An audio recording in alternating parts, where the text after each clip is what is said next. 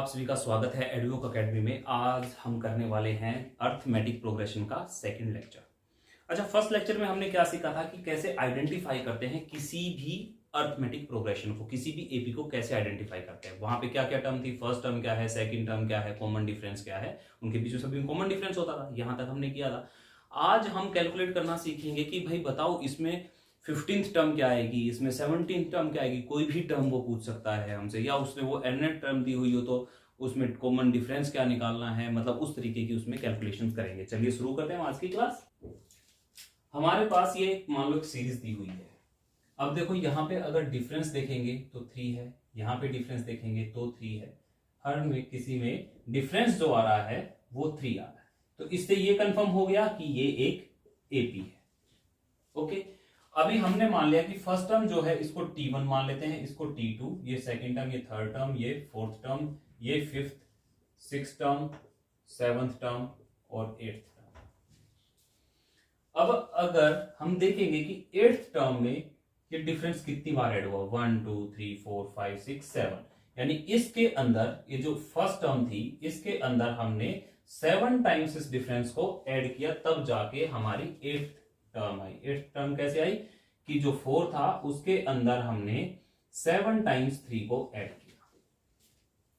ऐसे ही अगर मैं देखता हूं सेवंथ टर्म कैसे आएगी, फर्स्ट टर्म में जो डिफरेंस था वो कितनी बार ऐड करना पड़ेगा। अब हमें इस टर्म को लेना है तो 1 2 3 4 5 6 टाइम्स मुझे डिफरेंस को लेना पड़ा, तब वो टर्म आई। ऐसे ही T6 को अगर मैं देखता हूं तो 4, और यहां पे डिफरेंस इस टर्म में, इसको छोड़िए, अब हम आगे सिक्स्थ टर्म पे। सिक्स्थ टर्म पे 4 में हमें क्या ऐड करना पड़ेगा, कितनी बार, 1 2 3 4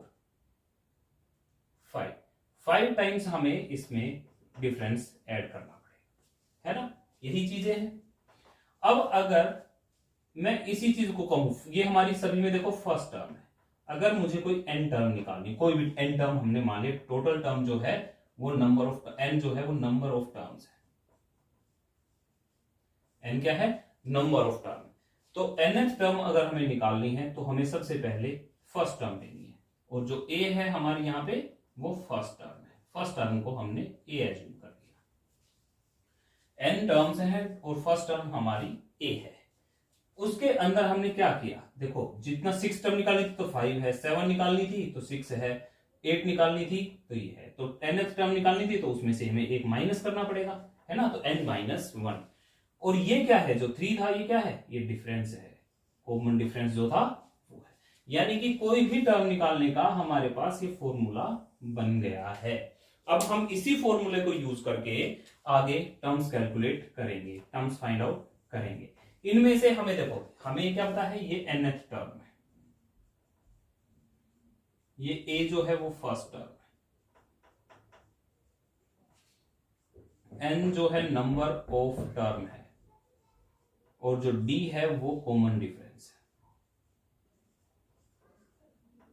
ये कॉमन डिफरेंस है। अब अगर इनमें से हमें 3 चीज का पता है तो हम चौथी चीज निकाल सकते हैं, यानी कोई भी 3 क्वांटिटी अगर हम जानते हैं इनमें से तो हम फोर्थ वन को कैलकुलेट कर सकते हैं। इस क्वेश्चन में हमारे पास फर्स्ट टर्म दी हुई है 7 और उनके बीच डिफरेंस, जो कॉमन डिफरेंस है वो दिया हुआ 3, और हमें 8th टर्म निकालनी है। टर्म निकालनी है 8th। कुछ बुक्स में आपको T8 से डिनोटेड मिलेगा, किसी में A8 से डिनोटेड मिलेगा, इसमें कंफ्यूज नहीं होना है। A8 भी 8th टर्म को डिनोट करता है और T8 भी 8th टर्म को डिनोट करता है। अगर 8th टर्म निकालनी है तो हमें सबसे पहले क्या करना पड़ेगा, a प्लस n-1 d, ये फॉर्मूला अप्लाई करना है। फर्स्ट टर्म यहाँ पे 7 हो गई, n-1 यानी कि 8-1, और d क्या है, 3 है, और हमारा जो कैलकुलेशन आएगी वो यहां से आ जाएगी 7 × 3, यानी कि 7 + 21 = 28। हमारे पास जो 8th टर्म आ गई वो आ गई 28। नेक्स्ट क्वेश्चन में हमारे पास जो फर्स्ट टर्म है वो है -18.9, और जो डिफरेंस दिया हुआ है वो है 2.5, और जो nth टर्म है वो है 3.6। हमें बताना है कि ये कौन सी टर्म है, यानी n की वैल्यू फाइंड आउट करनी है, हमें n निकालना है कि ये कौन सी टर्म है। अब हमें ये 3 चीज पता है तो हम चौथी कैलकुलेट कर सकते हैं। हमें वही फॉर्मूला लगाना है, Tn = a + n-1 d, ये फॉर्मूला लगा देना है। tn की जगह क्या है 3.6, a की जगह क्या है -18.9 प्लस n -1, n क्या है हमें पता नहीं, तो n -1 ऐसे ही इनटू में d, डिफरेंस क्या है 2.5। अब ये 18.9 इधर माइनस में है, इधर आएगा तो प्लस में हो जाएगा। मैं आगे इसको लिख लेता हूं n -1 इंटू 2.5, पहले मैंने इसको लिख लिया, अब इसको मैं इस साइड लेके आ रहा हूं, यानी इस साइड वाली चीज मैं लिख रहा हूं 3.6 प्लस 18.9। अब हमें n -1 सिर्फ n निकालना है, बाकी सबको हम उधर लेके चले जाएंगे, इसके साथ ही मल्टीप्लाई हो रहा उधर जाएगा तो डिवाइड हो जाएगा। 3.6 प्लस 18.9 इसको ऐड कर ले तो ये आ जाएगा 5, 15 हो गया, 18 और 3 21, 22.5, और यहाँ पे ये 2.5 इधर जाके डिवाइड में हो गया। यहां से क्या आएगा 9 जा, है ना, 9 जा पे जाएगा तो ये आ गया 9, यानी कि n -1 हमारे पास आ गया 9, और यहां से n जो आएगा 1 को हम उधर लेके जाएंगे तो +1, ये आ गया 10। यानी ये वाली जो टर्म है, ये वाली जो टर्म है, ये कौन सी टर्म है, ये 10th टर्म है। हमने n की वैल्यू निकाल ली, n कितना आया 10, तो ये nth टर्म है। हमें इस क्वेश्चन में फाइंड करना है कि इसमें टोटल कितनी टर्म्स हैं, हमें number of terms find out करना है, नंबर ऑफ टर्म्स निकालना है, नंबर ऑफ टर्म्स कितनी है इसके अंदर। अभी अगर ये चीज दी हुई है तो ये क्या हो गया, ये फर्स्ट टर्म हो गई आपकी, यानी a हो गया 7, ये वाली लास्ट टर्म यानी कि जो हमें nth टर्म है वो हो गई 205। यहां पे डिफरेंस देखोगे, देखो पहले तो ये चेक कर लो इक्वल है, कितना आ गया 7 और 6 13, 13 और 6 19, है ना। तो यहां पे जो डिफरेंस आया सेकंड टर्म में से फर्स्ट टर्म को माइनस कर देंगे, 13 - 7, ये आ गया हमारे पास 6। अब हमने जो पहले वाला क्वेश्चन किया था, a आपके पास है, nth टर्म आपके पास है और डिफरेंस आपके पास है, हमें क्या निकालना है n की वैल्यू निकालनी है, यानी नंबर ऑफ टर्म निकालना है। nth टर्म का फॉर्मूला हम अप्लाई कर देंगे a + n - 1 d, है ना। तो अब nth टर्म क्या है 205, सबकी जगह उनकी वैल्यू रख देंगे, a की जगह क्या है 7, n - 1 ऐसे की ऐसे, क्योंकि n हमें फाइंड आउट करना है, और d की जगह क्या है 6। अब अगर मैं 7 को इधर ले आता हूं, मैं पहले इस वाले पोर्शन को इधर लिख लेता हूं, n - 1 इंटू 6, ये 205 इधर पहले ही था, और 7 को जब मैं इधर लाया तो क्या हो जाएगा माइनस का, ये प्लस का है, ये इसके साथ क्या हो रहा है प्लस हो रहा है, तो इधर जाएगा तो माइनस हो जाएगा। अब n - 1 यहां पे ये चीज मल्टीप्लाई है, उधर जाएगी तो ये डिवाइड में हो जाएगा, यहां से जब कैलकुलेट करेंगे तो 198 आ गया। ओके, अब 6 से कैंसिल करेंगे, 6 3 = 18, 6 3 = 18, ये आ गया 33, यानी कि n - 1 आ गया 33, और यहां से अगर n निकालेंगे, ये 1 इधर जाएगा तो प्लस हो जाएगा, कैलकुलेशन आपको आती ही है, +1, ये आ गया 34, यानी n की वैल्यू आ गई 34, यानी नंबर ऑफ टर्म्स कितनी आ गई, नंबर ऑफ टर्म्स वो आ गई 34, ये 34th टर्म है। सिंपल। तो इनमें से अगर हमें कोई भी, इस वाले फॉर्मूले में अगर कोई भी हमें 3 चीज पता है, हम 4th वन को इजीली कैलकुलेट कर सकते हैं। अभी हमें इस क्वेश्चन में क्या करना है, the sum of 4th and 8th term, वो कह रहा है कि 4th टर्म जो है और 8th टर्म जो है, इन दोनों का जो सम है वो कितना है 24। सेकेंड कंडीशन क्या बोल रहा है कि 6th एंड 10th टर्म उसका है 44, 6th टर्म में हमने 10th टर्म को ऐड किया, वो है 44, ठीक है। तो हमें यहां पे फाइंड फर्स्ट 3 टर्म्स निकालनी है। देखो यहां पे आपको a पता चल जाए, n तो टर्म जो निकालनी है वही रहेगा, और डिफरेंस पता चल जाए तो आप सारे टर्म्स कैलकुलेट कर सकते हैं, यानी कि अब हमें सिर्फ और सिर्फ a और d निकालना है। अब अगर मैं यहां पे देखता हूं T4 क्या होगा, यानी फर्स्ट टर्म हमने मान लिया a है, तो ये हो जाएगा n - 1 d, है ना, प्लस 8th टर्म मैं यहां से लिख रहा हूं, 4th टर्म तो ये हो गई, ये वाली क्या हो गई 4th टर्म हो गई, और अगर मैं अब 8th टर्म लिखता हूं तो पहली टर्म हमने ए मान ली और 8 माइनस 1 इंटू में डी।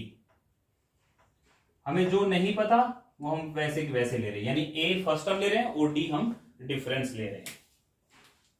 अब इसको फर्दर करेंगे तो आ जाएगा a plus 3d plus a plus 7d, यह आ गया 24। a वाले इकट्ठे हो जाएंगे तो 2a, a प्लस a हो जाएगा 2a, और d वाले 3d और 7d कितना जाएगा 10d, यह आ गया 24।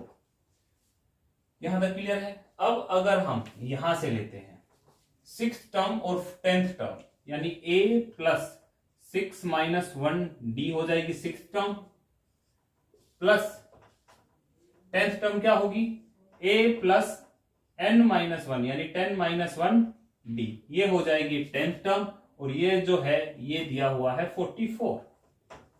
यहां से आ जाएगा a plus 7d, sorry a plus 5d, 6 में से 1 माइनस जाएगा तो 5d, plus a plus 9d is equal to 44। a और a ऐड होके आ जाएगा 2a, और ये ऐड होके आ जाएगा 14d, प्लस है बीच में तो प्लस आएगा 14d, और ये आ गया 44। अब हमारे पास ये दो चीजें हैं। अब हम यहां से या तो सब्स्टिट्यूशन मेथड से या फिर एलिमिनेशन मेथड से इसको सोल्व कर सकते हैं। अब देखो ये भी 2a है, मान लिया ये फर्स्ट है और ये वाली सेकंड है। अब हम क्या करेंगे, हम करेंगे on subtracting second from first. अब हम सेकंड को फर्स्ट में से माइनस करेंगे। उसके लिए क्या करेंगे, 2a plus 10d is equal to 24।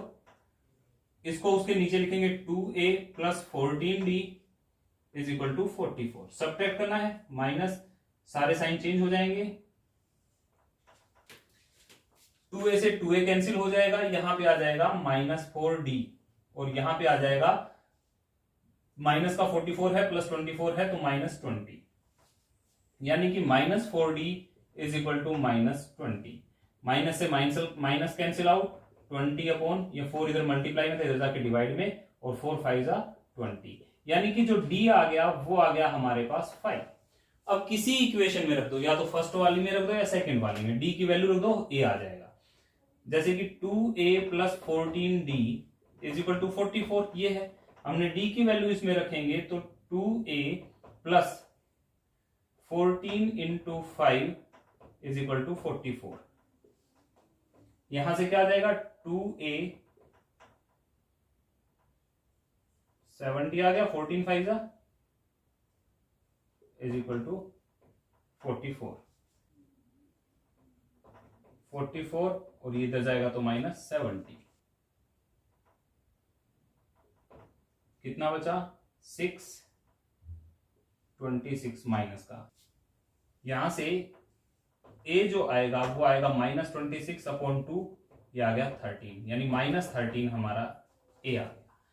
तो अभी हमें जो कैलकुलेट करना था, यानी कि फर्स्ट टर्म वो आ गई माइनस 13, और जो डिफरेंस आया वो आ गया 5। अब हमें क्या करना है, फर्स्ट 3 टर्म्स बतानी है, यानी कि टर्म फर्स्ट की बात करें तो a ही होगा, माइनस 13 ही होगा। सेकंड टर्म की बात करें तो a प्लस n की जगह क्या हो जाएगा, देखो a की जगह क्या हो जाएगा माइनस 13 प्लस n माइनस 1 यानी कि 2 माइनस 1, और d की जगह क्या रहेगा 5, ये रहेगा। यानी कि सेकंड टर्म हमारे पास आ जाएगी माइनस 13 प्लस 5, ये आ गई माइनस 8। थर्ड टर्म अगर निकालनी है तो क्या आ जाएगी, a की जगह माइनस 13 प्लस n माइनस 1 यानी कि 3 माइनस 1, और डिफरेंस कितना है 5, माइनस 13, ये आ गया 2, और 5 के साथ मल्टीप्लाई आ गया 10, ये आ गया माइनस 3। यानी कि फर्स्ट टर्म हमारी माइनस 13, सेकेंड टर्म माइनस 8, और थर्ड टर्म माइनस 3, और ऐसे करते हम चले जाएंगे और हमारी सारी टर्म्स आ जाएगी। हम कोई भी टर्म कैलकुलेट कर सकते हैं। सुभा राव स्टार्टेड वर्क इन 1995 में वो कोई काम करना शुरू करती है। तो एनुअल सैलरी जो थी उसकी वो थी ₹5000। यानी कि जो उसकी सैलरी इनिशियल सैलरी थी 1995 में वो थी 5000 and received an increment of ₹200 each year, और उसको हर साल कितना इंक्रीमेंट मिला है? 200 रुपीज का। In which year did his increment reach at ₹7,000? वो कह रहे हैं कि उसकी सैलरी जो थी 5000 थी, कब वो 7000 हो जाएगी अगर इसमें हर साल कितने ऐड होते जा रहे हैं? 200 ऐड होते जा रहे हैं। कुछ समझ में आया क्या बोल रहा है? कि अगर हमारी फर्स्ट टर्म 5000 है और लास्ट टर्म यानी कि nth टर्म जो है वो 7000 है ना, और जो इसके बीच में जो डिफरेंस है वो कॉमन डिफरेंस वो है 200 का, क्योंकि एवरी ईयर 200 का इंक्रीमेंट हो रहा है ना। अगर पहले साल इतनी है तो नेक्स्ट ईयर होगी 5200, फिर 200 का इंक्रीमेंट हो जाएगा, फिर हो जाएगी 5400, और ऐसे करते करते ये पहुंच जाएगी 7000 पे। अब सबसे पहले तो हमें ये पता करना है कि कितने 200 इसमें ऐड करने पड़ेंगे, तब जाके ये 7000 आएगा, क्योंकि उसी पे डिपेंड करेगा, इसमें उतने हमें ऐड कर देंगे तो वो वाला ईयर आ जाएगा। तो सबसे पहले हमें ये पता करना है कि कितने साल में वो 5000 से 7000 पे पहुंचे, यानी पहले उसकी जो 5000 थी वो 7000 कितने साल में पहुंचेगी, यानी यहां पे हमें क्या निकालना है? n को निकालना है। अब हम अपना फॉर्मूला लगाते हैं क्या, कि जो nth टर्म होती है वो होती है a प्लस n-1d। अब यहां पे क्या आ गया? 7000। a फर्स्ट टर्म क्या आ गई? 5000। n हमें निकालना है तो वैसे के वैसे, और d की जगह हमने रख दिया d की वैल्यू। ठीक है, अब ये 5000 इधर प्लस में है इसके साथ, तो ये इधर आएगा तो माइनस, क्योंकि अब इस टर्म से कंसर्न है, क्योंकि n उसके अंदर है तो वो निकालना है। उसको एक तरफ रख लेंगे, बाकी जो बचा था उसको दूसरी तरफ लेके जाएंगे। पहले 7000 था दूसरी साइड, और 5000 को हम और ले आए। अब इन दोनों को माइनस करेंगे, कितना आ जाएगा? 2000।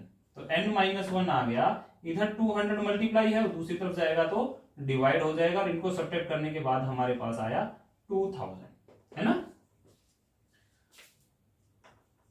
और ये आ गया 10। यानी कि n-1 जो आया, n-1 जो आया वो आया 10, और 1 उधर जाएगा तो प्लस हो जाएगा, तो +1, ये आ गया 11। तो उसको जो टोटल ईयर लगे यहां से यहां जाने में, उसको लगे 11 ईयर्स, है ना। 11 ईयर्स उसको लग गए 5000 से 7000 की सैलरी बनाने में। अब वो बोल रहे हैं कि 1995 में उसने शुरू किया था, 1995 में उसने इतने रुपए रिसीव करने शुरू किए थे, तो उसमें 11 ईयर ऐड कर देंगे प्लस 11, यानी कितने हो जाएंगे? 6। 2006 में जो सैलरी होगी उसकी 7000 हो जाएगी। इनिशियल ईयर क्या था? ये था। उसमें कितने साल ऐड करने पड़ेंगे? 11 ईयर्स, क्योंकि 11 ईयर्स में जाके, यानी जितनी टर्म इसमें है 11 टर्म्स है, 11 टर्म्स को ऐड कर देंगे तो ये हमारे पास फाइनल ईयर आ जाएगा कि 2006 में जो उसकी सैलरी है वो 7000 हो गई थी। उम्मीद करता हूं आपके सारे डाउट्स क्लियर हो गए होंगे, और इससे रिलेटेड अगर फिर भी कोई डाउट बचता है तो आप हमें कमेंट सेक्शन में शेयर कर सकते हैं, और हमारी वेबसाइट विजिट कर सकते हैं eduvoc.co.in। वहां पे जाके आपको इससे रिलेटेड क्वेश्चन भी मिल जाएंगे, और ये जो आज हमने समझाया है इनके नोट्स भी वहां पे आपको मिलेंगे। Thank you for watching the video, take care.